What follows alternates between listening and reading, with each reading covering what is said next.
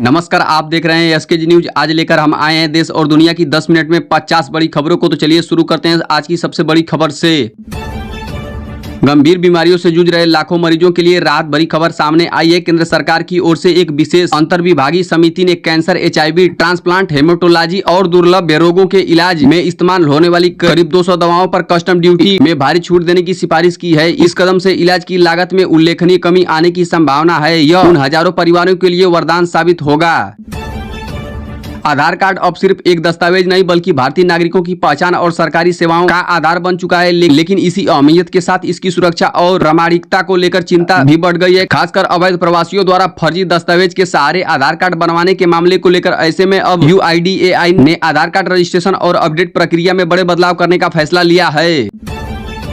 विदेश मंत्रालय ने बृहस्पतिवार को पंजाब के मुख्यमंत्री भगवंत मान द्वारा प्रधानमंत्री नरेंद्र मोदी पर विदेश यात्राओं की आलोचना वाली टिप्पणी पर निंदा की और इसे गैर जिम्मेदाराना करार दिया। भगवंत मान का नाम लिए बिना मंत्रालय ने कहा है कि भारत सरकार राज्य के एक उच्च पदाधिकारी द्वारा दी गई उन टिप्पणियों को खुद से अलग करती है जिनमें मित्र देशों के साथ भारत के संबंध की अनदेखनी की है।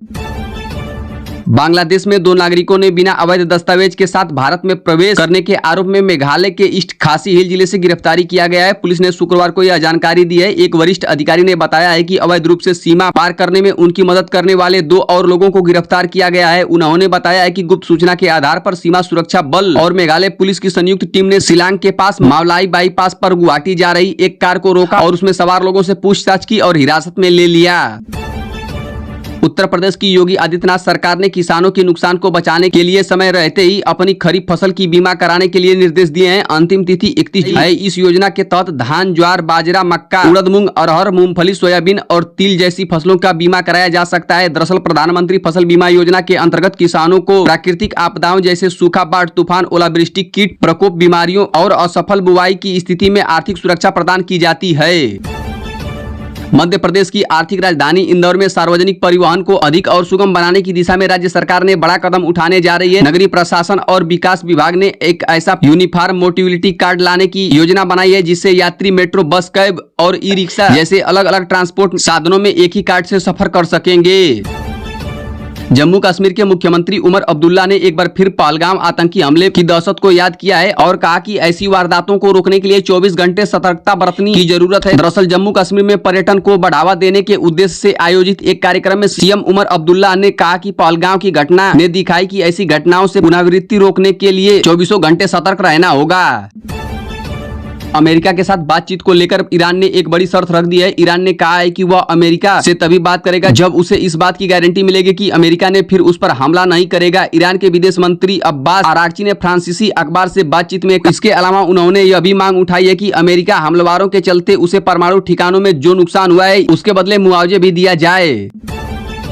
अमेरिका की अंतरिक्ष एजेंसी नासा में 2000 से ज्यादा लोगों की नौकरियां जाने वाली है। खबर है कि राष्ट्रपति डोनाल्ड ट्रंप ने प्रशासन के कथित तौर पर बजट कट की प्रक्रिया में कई वरिष्ठ अधिकारियों को नौकरी से निकालने की योजना बनाई है। यह खास बात यह है कि इस प्रक्रिया के तहत ऐसे कई अधिकारी हैं जो अहम मिशनों से जुड़े हुए हैं। देश के सभी 10 केंद्रों पर नासा के स्टाफ कम करने की तैयारी हो गई है। मीडिया रिपोर्ट्स में पॉलिटिकों के हवाले से बताया जा रहा है कि निकाले जाने की प्रक्रिया में शामिल ये सभी कर्मचारी GS-13 और GS-15 से हैं। भारत ने अब अमेरिका को वहां के राष्ट्रपति डोनाल्ड ट्रंप के स्टाइल में ही जवाब देने की तैयारी शुरू कर दी है। इसके लिए बुधवार को भारत ने अमेरिका द्वारा स्टील और एल्यूमिनियम उत्पादों पर लगाए गए शुल्क के खिलाफ विश्व व्यापारिक संगठन के तहत जवाबी टैरिफ लगाने का प्रस्ताव दिया है। यह कदम ऐसे समय पर उठाया गया है जब भारत और अमेरिका के बीच व्यापार समझौते पर बातचीत जारी है जिसका प्रारंभिक चरण सितंबर-अक्टूबर तक पूरा होने की उम्मीद है। पश्चिम बंगाल में 2026 के विधानसभा चुनाव से पहले निर्वाचन आयोग ने मतदाता सूची के विशेष गहन पुनरीक्षण की योजना बनाई है। बिहार में मतदान सूची संशोधन के बाद अब पश्चिम बंगाल सहित असम, केरल, तमिलनाडु और पुडुचेरी जैसे राज्यों में भी इसकी प्रक्रिया लागू करने की तैयारी है। हालांकि इस कदम की टाइमिंग और प्रक्रिया को लेकर विपक्ष दलों और विशेषज्ञों ने कई सवाल उठाए हैं जिससे चुनाव आयोग की मंशा पर विवाद छिड़ गया है। महाराष्ट्र में चल रहे भाषा विवाद के बीच असम में भी भाषा को लेकर लड़ाई शुरू हो गई है। एक अल्पसंख्यक छात्र नेता द्वारा असम में जनगणना के दौरान मुस्लिमों से असमिया की जगह बंगाली भाषा को अपनी मातृभाषा लिखने की अपील की है। छात्र नेता की इस अपील के बाद मुख्यमंत्री हिमंत बिस्वा शर्मा ने चेतावनी दी है कि CM ने असमिया भाषा को असम की स्थापित राज्य भाषा बोलते हुए कहा कि किसी को भी भाषा का इस्तेमाल ब्लैकमेलिंग और औजार के रूप में नहीं करना चाहिए। ओडिशा पुलिस ने पिछले दिनों 444 प्रवासी मजदूरों को झारसुगुड़ा क्षेत्र से संदिग्ध मानकर गिरफ्तार किया है। अब कुछ दस्तावेजों की जांच पड़ताल करने के बाद इनमें से कई श्रमिक को छोड़ दिया गया है। रिहाई किए गए इन बंगाली भाषा प्रवासी मजदूरों को ओडिशा पुलिस के ऊपर उन्होंने परेशान करने और पिछले 3 दिनों तक हिरासत केंद्रों में रखने का आरोप लगाया है। कर्नाटका में कांग्रेस सरकार के भीतर जारी सत्ता के बीच मुख्यमंत्री सिद्धारमैया ने गुरुवार को स्पष्ट कर दिया है कि उप मुख्यमंत्री डीके शिवकुमार को सरकार के आधे कार्यालय के बाद मुख्यमंत्री पद सौंपे जाने पर कोई समझौता नहीं हुआ था। उन्होंने 2 टूक में कहा है कि राज्य में कोई 15-15 फार्मूला नहीं है, मुख्यमंत्री पद खाली नहीं है। सीएम ने कहा है कि मैं कर्नाटका का मुख्यमंत्री हूं और आपके सामने बैठा हूं।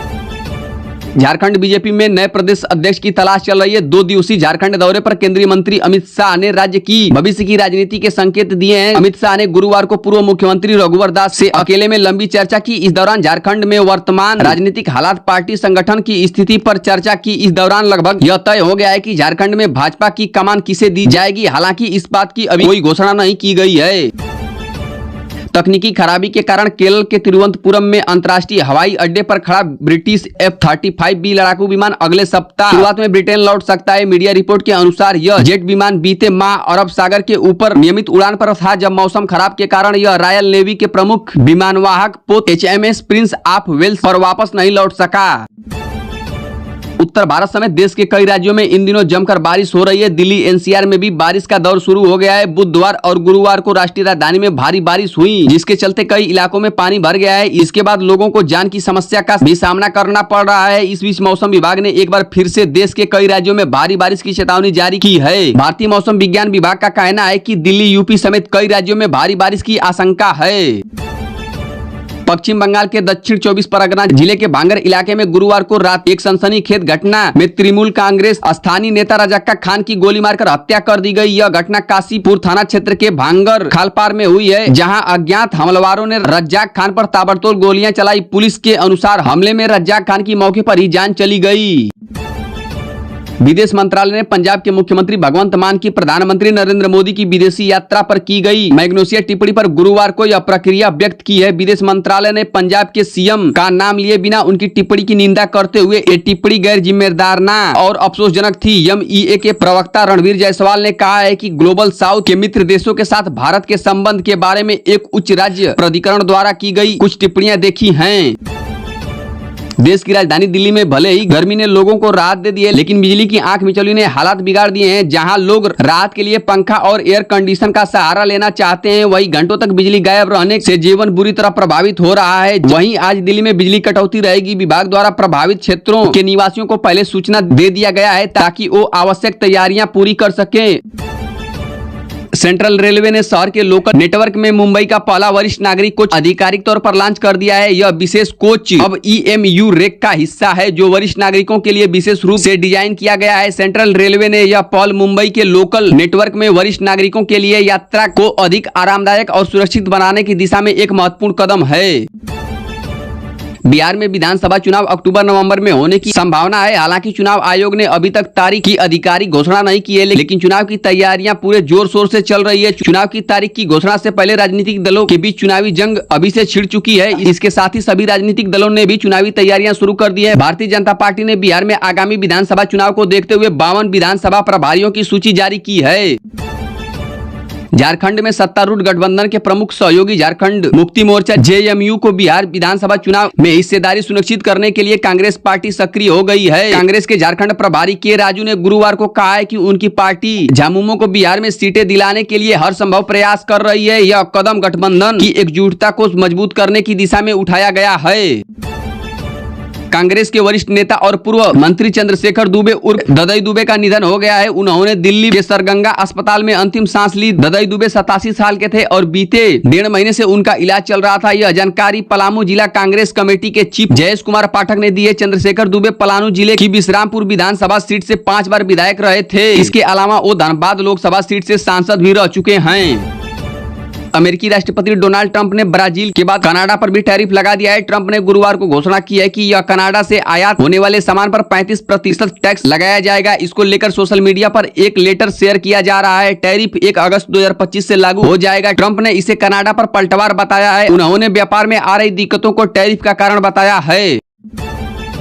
भारतीय रेलवे में नौकरियों की तैयारी करने वाले अभ्यर्थियों के लिए खुशखबरी है। रेलवे ने इस साल 50,000 पदों पर भर्तियां करेगा। रेलवे भर्ती बोर्ड ने पहली तिमाही में 9,000 से ज्यादा पदों को भरा है। रेलवे मंत्रालय ने बयान जारी कर कहा है कि वित्तीय वर्ष 2025-26 में 50,000 से ज्यादा भर्तियां की जाएंगी। वैकेंसी आरआरबी और संबंधित रेलवे बोर्ड भर्ती की ओर से निकाली जाएंगी।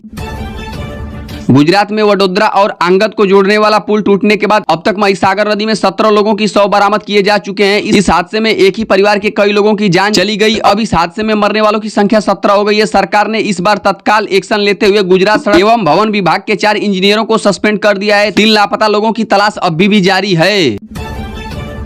अमेरिकी डोनाल्ड ट्रंप ने ब्राजील के बाद अब कनाडा पर भी भारी रकम टैक्स लगाने की घोषणा की है। गुरुवार को उन्होंने ऐलान किया है कि कनाडा से इंपोर्ट होने वाले उत्पादों पर 35% टैक्स लगाया जाएगा। इसको लेकर सोशल मीडिया पर एक पोस्ट शेयर की गई है। ये नया टैरिफ लागू होगा। ट्रंप ने इसे कनाडा पर पलटवार बताया है। भुवनेश्वर में लोकसभा में विपक्ष नेता राहुल गांधी और कांग्रेस अध्यक्ष मल्लिका अर्जुन खड़गे संविधान बचाओ समावेश को संबोधित करने वाले हैं। ओडिशा प्रदेश कांग्रेस कमेटी के अध्यक्ष भक्त चरण दास ने बताया है कि गांधी और खड़गे के अलावा कांग्रेस महासचिव केसी वेणुगोपाल भी रैली में मौजूद रहेंगे और ओडिशा में राहुल गांधी रैली को संबोधित करेंगे। मध्य प्रदेश के मुख्यमंत्री डॉक्टर मोहन यादव ने औद्योगिक विकास एवं रोजगार सृजन को बढ़ावा देने के लिए 13 जुलाई से 19 जुलाई 2025 तक 6 दिवसीय विदेश यात्रा पर रवाना होने वाले हैं। इस यात्रा के दौरान दुबई और स्पेन का दौरा करेंगे, जहां प्रत्येक देश में 3-3 दिन बिताएंगे। इसके साथ ही 10 वरिष्ठ अधिकारी, जिनमें उद्योग और पर्यटन विभाग के प्रमुख सचिव, मध्य प्रदेश औद्योगिक विकास निगम के प्रबंध निर्देशक और अन्य महत्वपूर्ण सदस्य शामिल।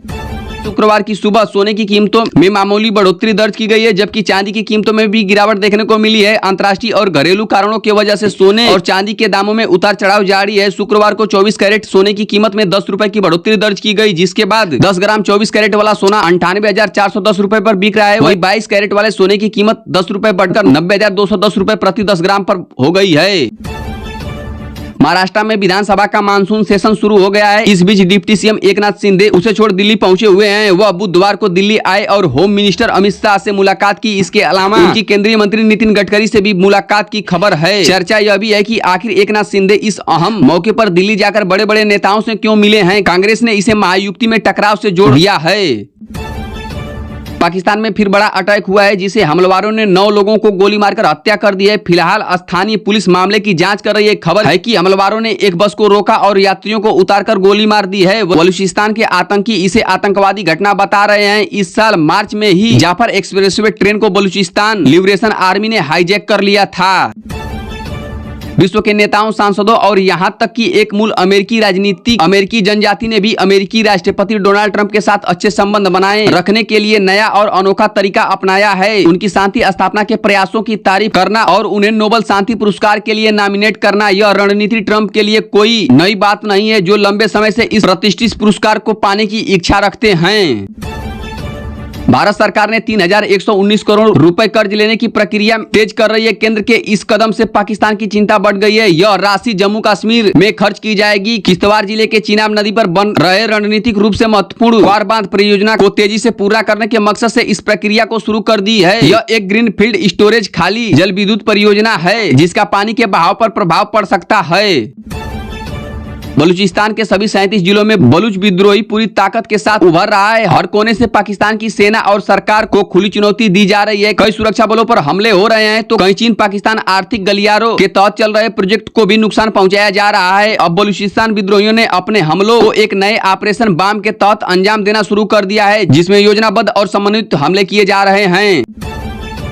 बीजेपी के बाद अब कांग्रेस पार्टी ने आम आदमी पार्टी के राष्ट्रीय संयोजक व दिल्ली के पूर्व मुख्यमंत्री अरविंद केजरीवाल को आड़े हाथ लिया है। दरअसल पिछले दिनों केजरीवाल ने 10 साल में अपने कार्यकाल के लिए नोबेल पुरस्कार मांगने की इच्छा जताई थी। केजरीवाल की इस इच्छा के बाद कांग्रेस ने जोरदार पलटवार किया है। कांग्रेस के वरिष्ठ नेता और छत्तीसगढ़ के पूर्व मुख्यमंत्री भूपेश बघेल ने कहा है कि अगर शराब की एक बोतल पर एक फ्री वाली योजना पर कोई पुरस्कार हो तो वह केजरीवाल को देना चाहिए। हरियाणा के बाद हिमाचल प्रदेश में मानसून की बारिश के बीच भूकंप के झटके लगे हैं। पर्वतीय जिला चंबा में शुक्रवार के सुबह भूकंप के हल्के झटके से धरती हिली। भूकंप की तीव्रता रिक्टर स्केल पर 3.5 रही। यह झटका सुबह 6:23 पर कुछ सेकंड तक रहे। इसका असर चंबा जिला व आसपास के इलाकों में महसूस किया गया। मौसम विज्ञान केंद्र शिमला के मुताबिक भूकंप का केंद्र चंबा में 32.36 डिग्री उत्तरी अक्षांश और 76.18 डिग्री पूर्वी देशांत पर रहा। तो ये थी आज की कुछ प्रमुख बड़ी खबरें। तो वीडियो अच्छी लगी होंगी तो वीडियो को लाइक करके कमेंट करें और SKG न्यूज चैनल को सब्सक्राइब करें। मिलते हैं अगली अपडेट में, तब तक के लिए जय हिंद।